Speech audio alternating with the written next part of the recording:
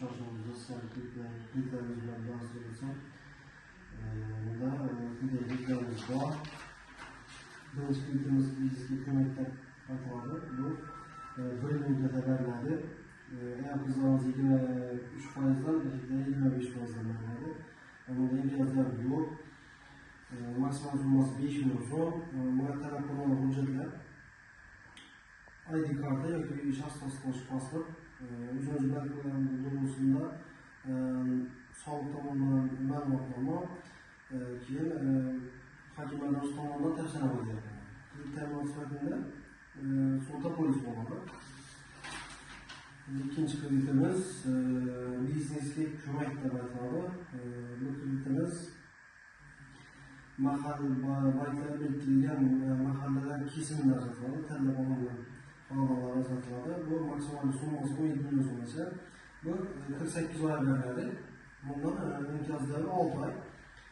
Bunda eğer qizlarimiz 23%dan, o'g'illarimiz 25%dan ajratiladi. Maksimal summasi ajratilgan 17 million so'm.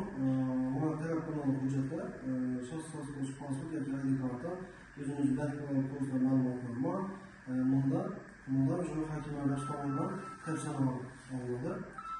Kredit ta'minotlari hujjatlarini e'lon olsak, sug'urta polisi yoki uchinchi shaxs kafilligi.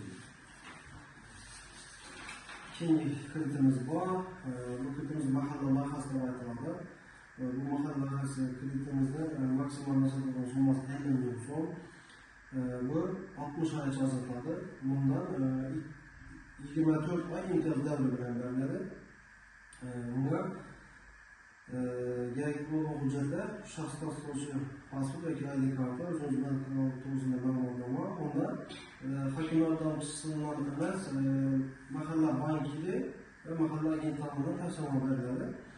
Bunga kerakli bo'lgan ta'minot hujjatlari esa uchinchi shaxs kafilligi va sug'urta polisi.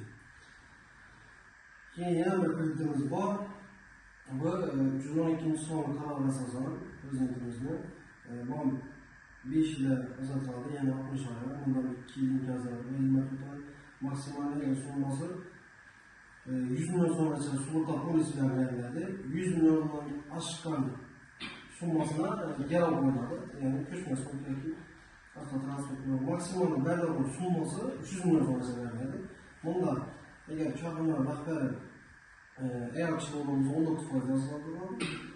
Agar korxona rahbari o'g'il bola bo'lganimizda 24% yoziladi.